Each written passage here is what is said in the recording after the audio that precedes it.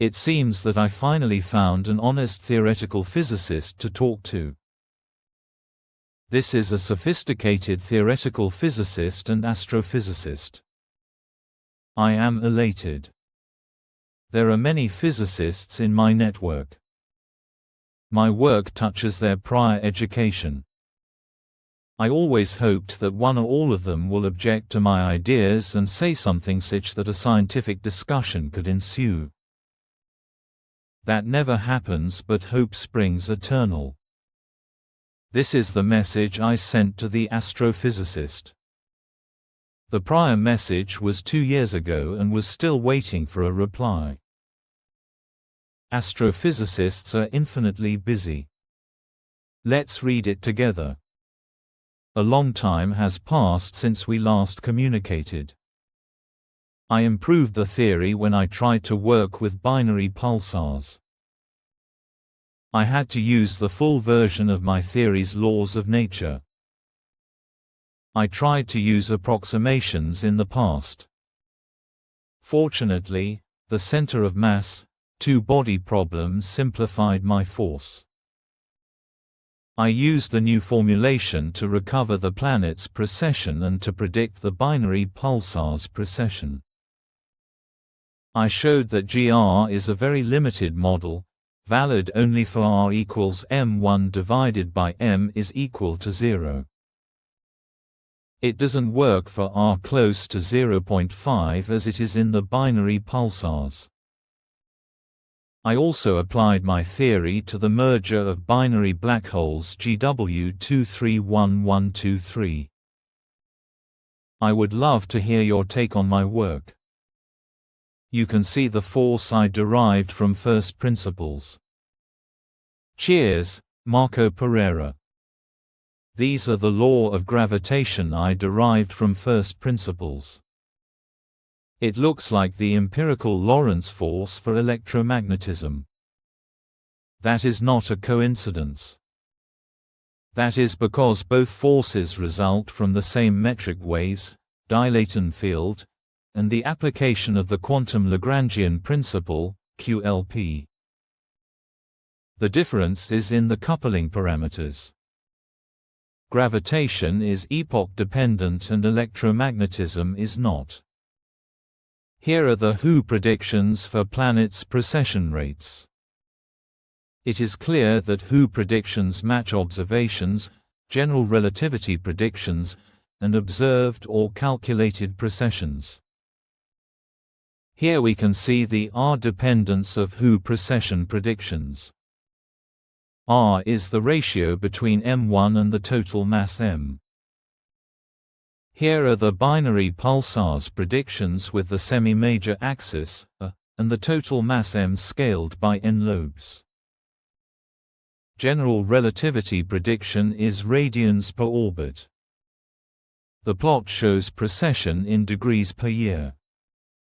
If one changes the period, GR prediction, which was fitted to work with the unscaled, and m, shifts away from the observation.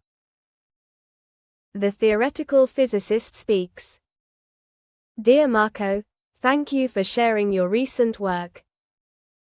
I had a look at the WHO formulation and the figures you sent, they're quite intriguing.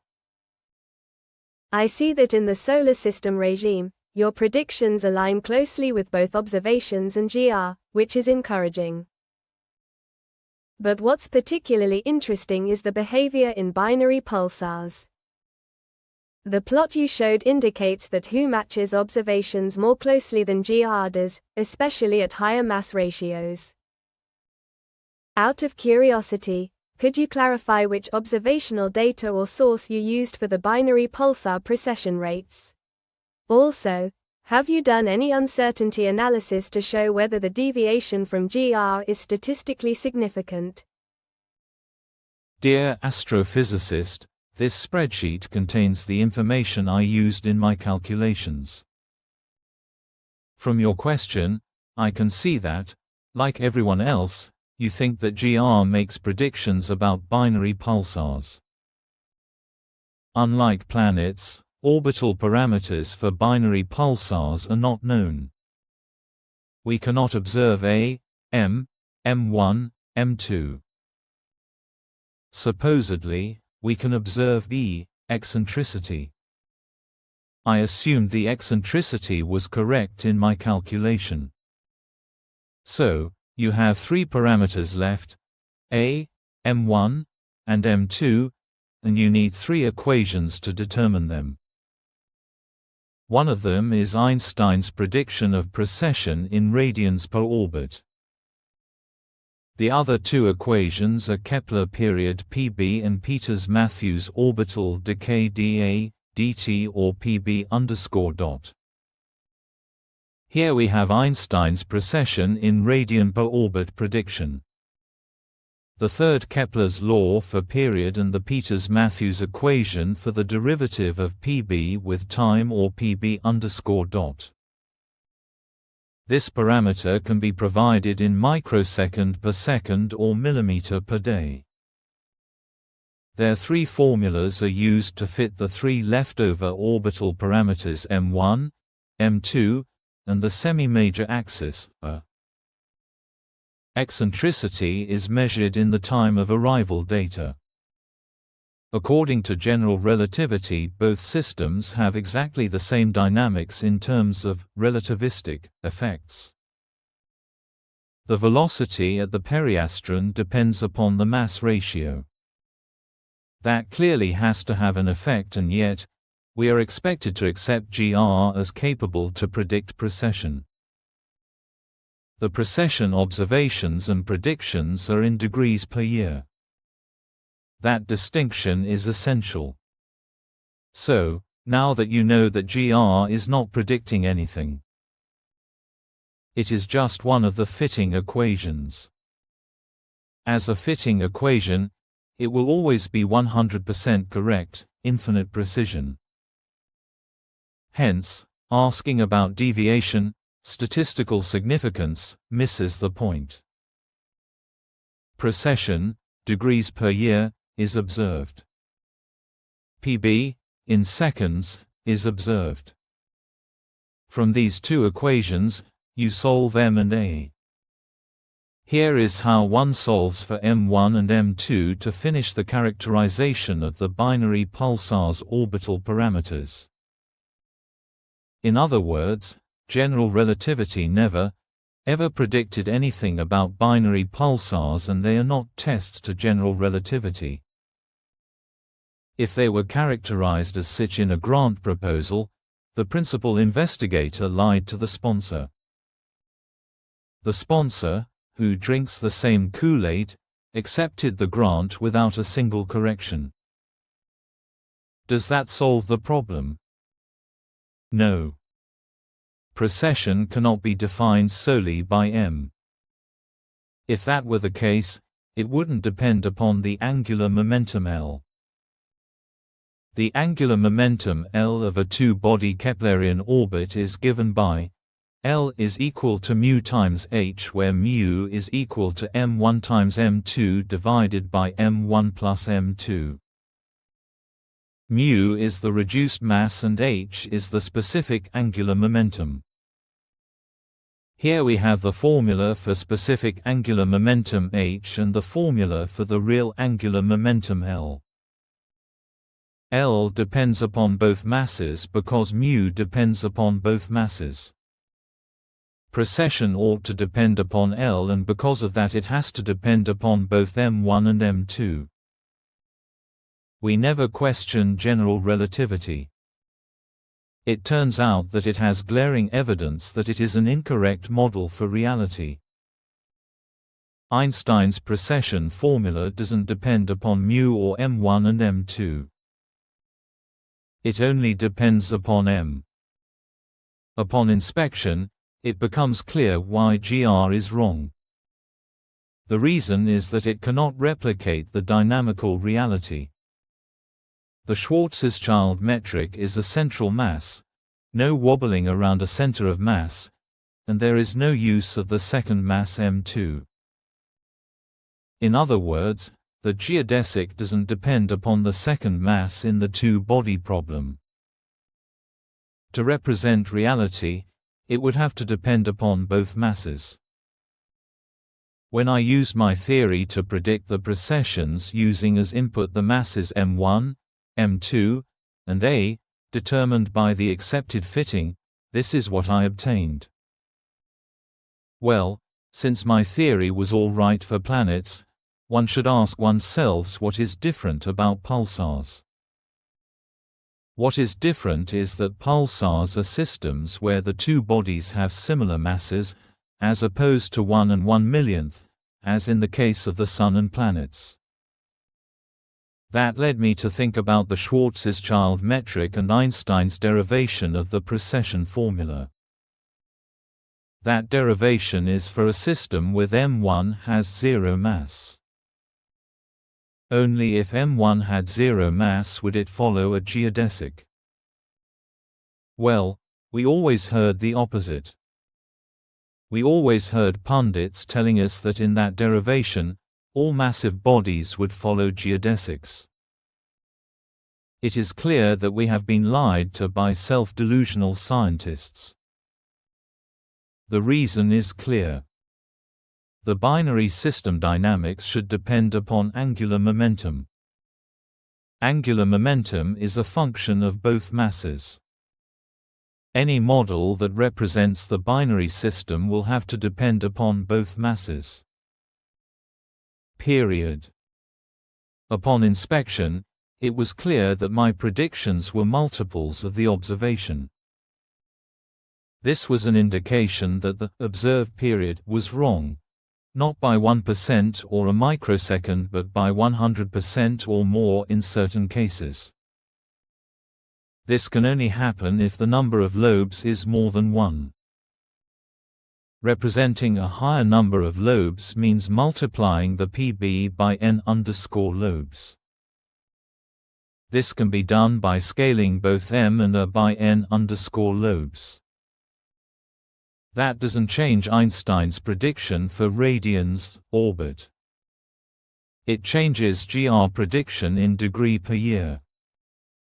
That is why there is a shift in GR prediction in the next plot. Here we have the binary pulsars modeled using Hu instead of general relativity.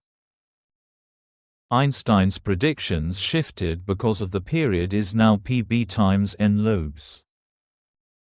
I added another factor, 1 minus r, to reflect the fact that Einstein's prediction is only valid for r equals 0. That is how wrong Einstein's theory is.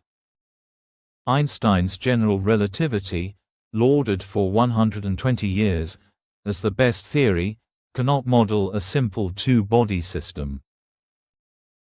It only works if the second mass is 0 or very small with respect to the other.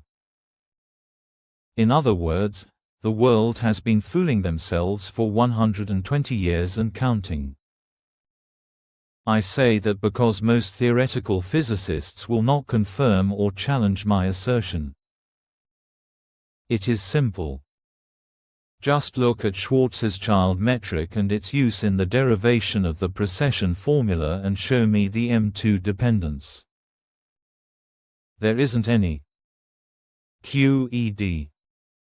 Here are the signal production for binary pulsars as a function of their orbital phase. Hu predicts complex coupling between orbital angular momentum and spin. That is expected since Hu's law of gravitation also produces gravitomagnetism and the spinning pulsar can be thought of as a spinning magnetic top. Notice the angular positions corresponding to the pulsar blips. Those blips are used to derive the period. It is clear that when n lobes equal 1, the period of the blips matches the period of the orbit. When n lobes equal 1.5, each blip matches only 2/3 of the orbital period. In other words, if astronomers don't use my theory, they will not know what is happening in the universe. It is that simple. When n lobes equal 2, each blip matches only half the orbital period. When n lobes equal 2.5, Each blip matches only 2/5 of the orbital period. My theory also properly deals with the binary black hole GW231123. While general relativity thinks that all falling bodies are magically standing still on the event horizon, despite LIGO signal telling you otherwise, my theory predicts their velocity across the event horizon all the way into the surface of the other black hole. V.0 not only predicts the dynamics of orbiting black holes, but also predicts the dynamics of orbiting and spinning black holes. With V.0, a spinning black hole becomes a gravitomagnetic top. No other theory can do this. Many crackpots claimed they understood gravitomagnetism. Their way to it was by analogy. Maxwell's equations tells us that currents generate magnetism, hence, mass current generates gravitomagnetism. That is dandy, but that is not science. If you just say that and cannot back your empirical formulas with a single example, that claim is nothing more than a premature ejaculation. Before you celebrate gravitomagnetism, you have to derive the laws, like I did. Find a system where gravitomagnetism is present. I found the binary pulsars and the binary black hole GW231123. In my theory, I derived the maximum density in the universe. This means that my theory predicts when gravitation creates a region of asymptotic freedom. That region is twice larger in nuclear particles. In V.0, black holes have surfaces and volumes. One cannot use gravitomagnetism if your top is a singularity. In other words, gravitomagnetism couldn't be discovered before V.0. V.0 proposes that black holes are time crystals where the lattice is Compton wavelength of a hydrogen atom or 1.32 femtometers. Hence, V.0 is claiming its rightfully position in science. I also replaced the Big Bang model, created a 3D map of the observable universe, and extracted the initial 4D sound that resonated across the universe, responsible for the CMB. I also solved the Great Attractor, the faint young sun paradox, and the spiral galaxy rotation curve paradox.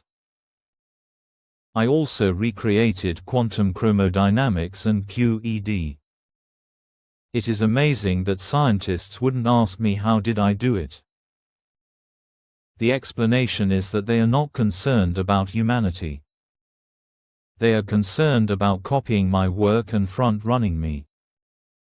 Here, I used the Pantheon supernova survey to solve the crisis in cosmology, Hubble tension.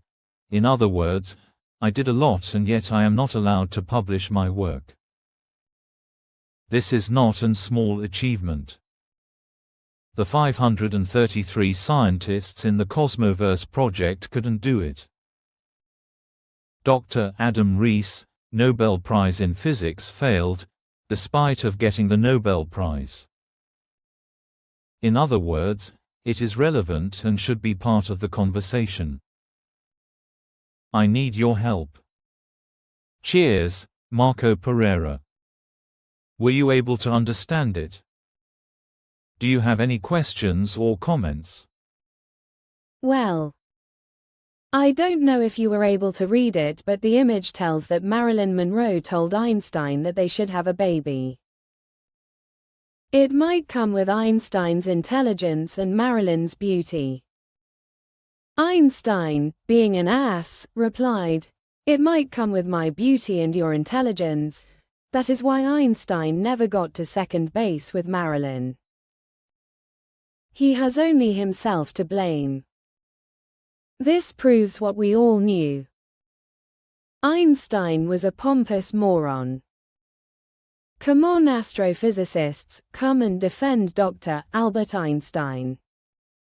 What else can I say to generate some outrage here? Don't make me be the bad guy. I am just correcting something that needs correction.